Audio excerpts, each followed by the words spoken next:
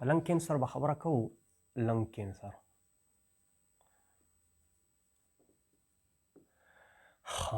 لنګ کینسر چې د لنګ کینسر په باره کې درته یو دا خبره یادوي چې دا موسټ کامن کینسر دی. کامن کینسر ان دی ورلډ، په دنیا کې دا موسټ کامن دی. موسټ کامن یوه خبره. دویم چې تاسو ته دا پته وي چې سیګریټ چې کومه دی، سیګریټ CIGARETTE سیګریټ سموکینګ چې کومه دی، smoking one of the major cause دی. one of the major cause چې څومره غټې غټې وجې دي یا وجوهات دي د کینسر، نو سیګریټ سموکینګ چې کوم دی یو د هغو نه دی چې دا درته کلیر وي. څوک چې سیګریټ څکي نو په هغو کې د کینسر چانسز یې وایي. اوس څومره دی چې سیګریټ زر سټارټ کړه، یعنی ارلی دی سیګریټ سموکینګ سټارټ کو، سیګریټ سموکینګ سټارټ کو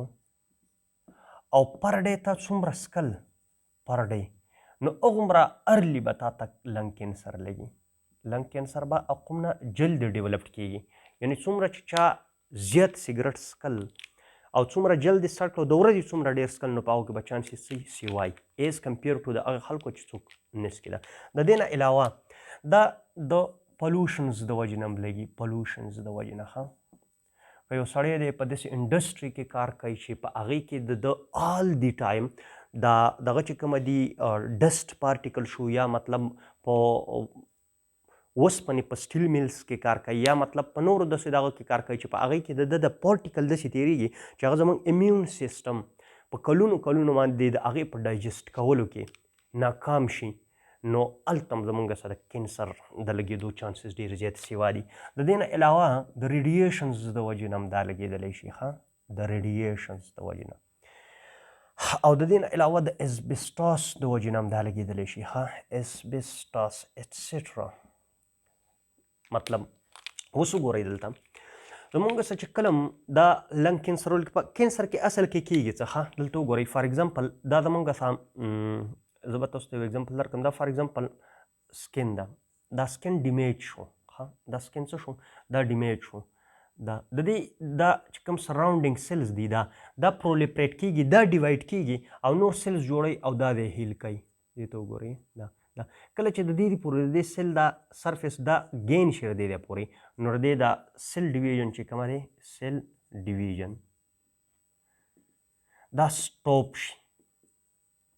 یعنی که تاسو وګورئ نو که په یو ځای کې زخم جوړ شو، هیلینګ پروسس کېږي، نو دا ویل کنټرول کېږي، دا په کنټرولیبل مینر کې کېږي، ویل کنټرول، او د کنټرول سره سره دا نارمل کېږي. دا څه کېږي، نارمل کېږي. اوس کلم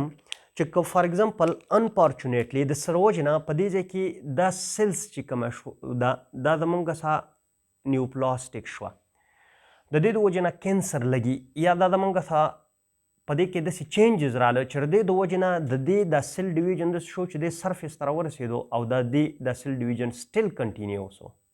یعنی ایکسټرا ماس په دې پسې داسې جوړېدو. نو دا سیل ډیویژن په دې کې څه وشي، دا سیل ډیویژن دا څه شي، دا انکنټرولیبل شي، انکنټرول سیل ډیویژن. اینډ صرف انکنټرول نه یو، دا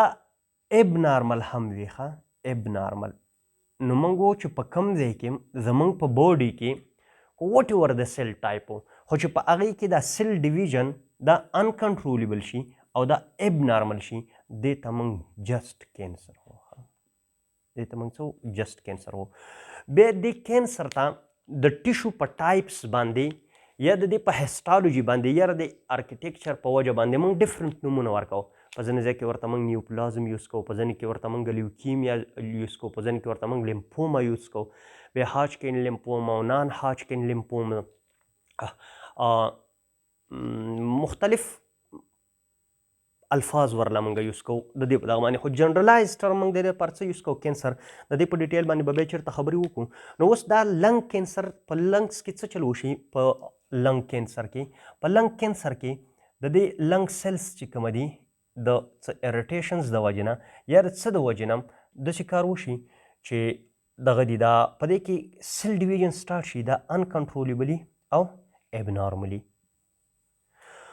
اوس د دې لنګز کینسر هم ډیفرنٹ ټایپس دي. څه دي ډیفرنٹ ټایپس دي او هر یو ټایپ چې کومه دی په خپله طریقه باندې ګرو کیږي او سپریډ کیږي. هر یو په خپله طریقه باندې څه کیږي ګرو کیږي او سپریډ کیږي. فار ایگزامپل دلته دا ماس جوړ شو داسې. اوس دې د اپر لوب دغه کلی دی یا یو سیګمنټ په دې کې انوالي یا یو لوب انوالي یا نور په خپله طریقه باندې هر یو چې کومه دی یا په دې لنګ دا لنګ کینسر په خپله د لنګ ته لګېدلی یا د بل ځای نه دې ته ټرانسفر شوی میټاسټیسس یې ورکړلی هغې ته موږ میټاسټیټک کینسر و. اوس کله چې دا لنګ کینسر نو ما تاسو ته ویل چې د هر یو لنګ کینسر یو خپل سپیسیفیک ټایپ په ډیفرنٹ طریقو باندې هغه څه کیږي په دې کې ډیویژنز کوي او غټیږي ماس جوړوي د هغې مطابق د هغې ټریټمنټ هم بیا ډیفرنٹ دي. ښه ټریټمنټ خو نارملی جنرلی خبره که موږ وکړو نو د دې په ټریټمنټ کې موږ دې مریض ته څه کوو دې ته موږ کیموتراپي کوو. کیموتراپي یا موږ دته ریډیو تراپي کوو. ریډیو تراپي د ریډیشنز په ذریعه باندې موږ څه کوو د ده ټریټمنټ کوو او که چېرته ضرورت وي نو بیا موږ څه کوو د ده سرجري کوو. نو سرجیکلی موږ دغه څه کوو دا کوم ماس چې جوړ شوی دا موږ دغه کوو. اوس وګورئ کله چې د لنګ کینسر دا مریض راځي نو یاد وساتئ څنګه چې په ټي بي کې په ارلی سټیج کې ساین سپټم نه وي دغه شانته په کینسر کې سړي ته اول پته نه لګي چې ماته کینسر دی. اکثره ډایګنوزډ زمونږ سره په داسې طریقه باندې کیږي چې هغه د بل یو شي دپاره انویسټیګیشن کوي. نو که وګوري نو زمونږ سره یا کیلشیم لیول انکریز شوی یا ماس په نظر باندې راشي یا نور داسې مسلې چې د هغې د وجې نه موږ د مریض راغلی نو اکسیډنټلي دا ډایګنوز کیږي او کرله چې دا په سټیج 3 او سټیج 4 ته ورسي نو په سټیج 1 او سټیج 2 کې کله زمونږ سره ډایګنوزډ شي نو د ډېر زبردست ټریټمنټ کیږي او د دې پروګنوسس بیا ډېر بیسټ وي. خو کله چې دا ایډوانس سټیج ته لاړ شي او میټاسټیسس ورشي نو بیا د دې ټریټمنټ ډېر زیات مشکل وي او یا ویلی شي چې بالکل د دې ټریټمنټ کیږي نه. اوس چونکې دا مسله په لنګز کې یو فار ایگزامپل دا زمونږ سره لنګز دی او په دې کې دلته ما سره وښوتو نو اوس په دې کې د ساین سپټم اف دی لنګز زمونږ سره سټارټېږي. دا کس چې کومه دی دا کس دا به راځي او دا به د کف سره راځي. ما تاسو ته ویل چې کله په یو سیستم کې بیماري نو د هغې سیستم د ساین سپټم څخه به تاله مریض راځي. که په ده کې برونکیکټیسس وي که په ده کې کرونیک برونکایټس وي که په ده کې نمونیا وي که د په لنګز کې ټیوبرکلوسس وي نو دا به د ټوخي څخه تاله راځي. د څه څه به راځي د ټوخي څخه د کف څخه به تاسو او دا کف به داسې چې دا به په یو قسم طریقه باندې ښه کېږي نه او دا به د ټایم سره سیوا کېږي ورس کېږي به خرابېږي به نور به هم خرابېږي. نو کف which does not go away یوه خبره. دویم د چیسټ پین څخه به تاله دا مریض راځي. چیسټ پین د چیسټ پین سره او لږ ټیم بعد به په ده باندې فیور هم سټارټ شي. ښه فیور د فیور سره به د چې کوم دی لاس اف اپیټایټ سټارټ شي ځکه چې د ده په باډي کې کوم دا سیل دی نو دا به ډیفرنٹ ټایپ اف سایټوکاینز چې کومه دی هغه به خارجوي او دا سایټوکاینز به ځي هایپوتیلمس ته او هلته چې زموږ سره کوم اپیټایټ سنټر دی هغه به څه کوي ډسټرب کوي او د هغې د وجې نه به لاس اف اپیټایټ زموږ سره سټارټېږي. او چې کله لاس اف اپیټایټ سټارټ شو نو تاسو ته پته را چې د دې نه بیا به د څه سټارټېږي ویټ لاس به سټارټېږي. ښه ویټ لاس چې کومه دی که نه په کوم ځای کې چې تاسو له مریض راتلو او هغه د ویټ لاس خبره کوله ستاسو به ډایرکټ ذهن څه شي ته ځي کینسر ته ځي چې د په باډۍ کې خو به چېرته په کوم ځای کې ټیومر یا کینسر خو به ده ته په کوم ځای کې نه وي لګېدلی. نو ویټ لاس ډېر زیات امپورټنټ دغه دی زمونږ سره. اوس یو سړی دی که د هغه په جي آی ټي کې دا مسلې او هغه تاله د بلیډینګ سره راځي او پینلیس بلیډینګ یو د هغې سره ویټ لاس وي نو ډایرکټ به ستا ذهن ځي چې دته څه شی دی دته یا کولی ریکټل کارسینوما ده او یا ورته په بل ځای کې څه مسله شته دی خو ته به ټول عمر د څه سوچ کې ردي د ویټ لاس څخه به تاسو له دا راځي لاس اف اپیټایټ څخه به راځي فیور څخه به راځي چیسټ پین څخه به راځي د کپ څخه به راځي. ښه د دې نه علاوه دا کس چې کومه دی که نه که تاسو وګورئ نو زمونږ سره په باډي کې په ډفرنٹ پارټس اف د باډي کې چې کله انفیکشن کیږي ډفرنٹ پارټس اف د باډي کې نو د دې انفیکشن د کنټرول کېدو لپاره الله تعالی څه شی جوړ کړي دي زموږ په باډي کې امیون سیستم جوړ کړی دی او دا امیون سیستم چې کومه دی امیون سیستم دا امیون سیستم زموږ په باډي کې سب منټل سب منډیبولر بیا دلته سروایکل دی دلته اگزیلري لیف نود دی او بیا دلته په چیسټ کې کوم دی وډامن کې دی دلته په دې ټولو ځینو کې ډیفرنٹ ګروپس اپ څه شی جوړ کړي دي لیمف نودز جوړ کړي دي دا لیمف نودز څه کوي دا زموږ څخه کینسر سیل دی او که دا کیپچر کوي او دا راوړي او دا ډسټروای کوي داسې کار وشي چې کوم لیمف نود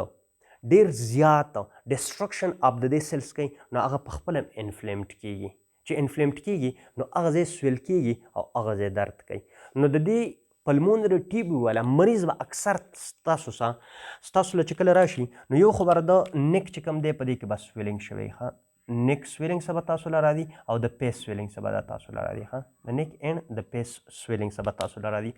خو اوس چېرته یو فیمیل ده او د هغې عمر 35 ایرز نه اباو دی د 35 ایرز نه اباو دی او د هغې په برست کې چېرته دا نه وه او یا دلته دا ځای خوږېدلو دا اگزیلري لیمف نودز دې پین کاو یا دا سویل شوي وو نو تاسو ټول عمر سسپیکټ کوئ شک کوئ چې دې ته برست کارسینوما ده ډایرکټ د هغې د انویسټیګیشنز دپاره ځئ د هغې مطلب انویسټیګیشنز کوئ که پاسبلي بایوپسي ترې واخلئ او بیا الله کوئ صحیح ده نو کله چې دا زموږ سره ارلی ډایګنوز شي نو څومره ارلیر دی ډایګنوز وشي هغومره ارلیر دی موږ ټریټمنټ سټارټ کوو څومره ارلیر دی ټریټمنټ سټارټ شي نو هغومره ارلیر دی زموږ سره څه کېږي پروګنوسس ته دا رسي اوس کله کله موږ د دې لپاره ټیومر لفظ یوز کوو ښه ټیومر به موږ په دوه ټایپس کې ډیوایډ کوو یا موږ چې بیناین ټیومر دی یا موږ چې میلیګننټ ټیومر دی پښتو کې ورته ښځه رسولی وایي اوس میلیګننټ ټیومر چې کومه دی دا ډېر زیات په مشکله باندې ختمیږي یو خو د دې هغه دغه